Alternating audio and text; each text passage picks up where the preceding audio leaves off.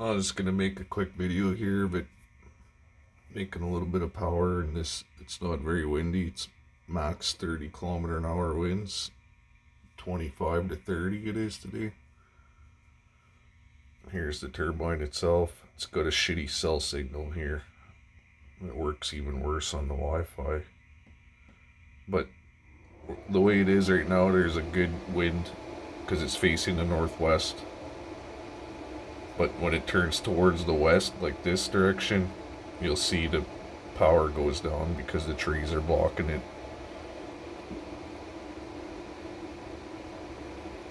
Prevailing winds come from the northwest here, so that's why I put it there.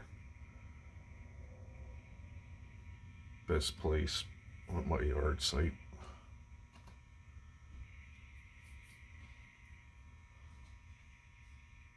It's not like if the clock here isn't turning, it's not showing real time.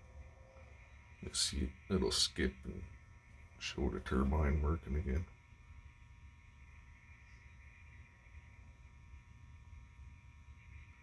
I've seen this turbine do much over 500 watts continuous.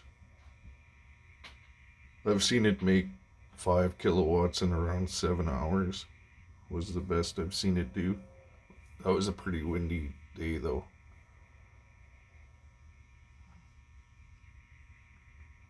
Or night, I should say.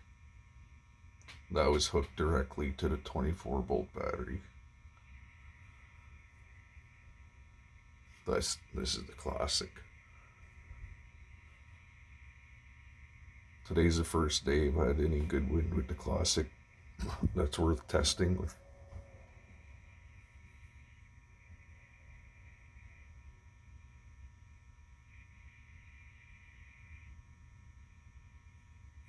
It's a Classic 250, so it seems I can keep it from about 3 amps to I think 7, maximum, to where my SSRs are limited. The limit on the SSRs is 220 volts. And like for the dump load on I can to slow the wind turbine down with the clipper. So I have to keep it below 220. So I think I made this wind curve up to 200 volts. I think it goes to. I'd have to look again to make sure. 62 amps.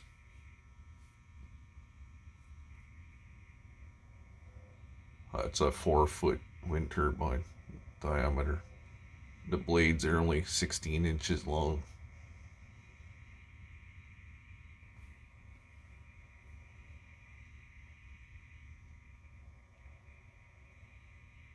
It's the hub and the center part there that makes it 4-foot diameter. Adds the extra length to the blade.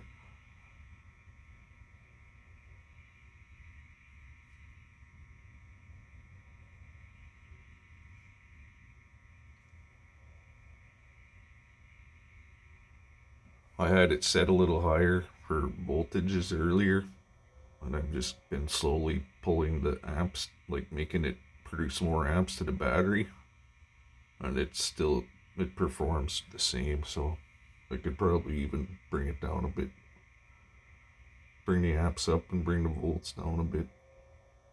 The blades seem to have enough power.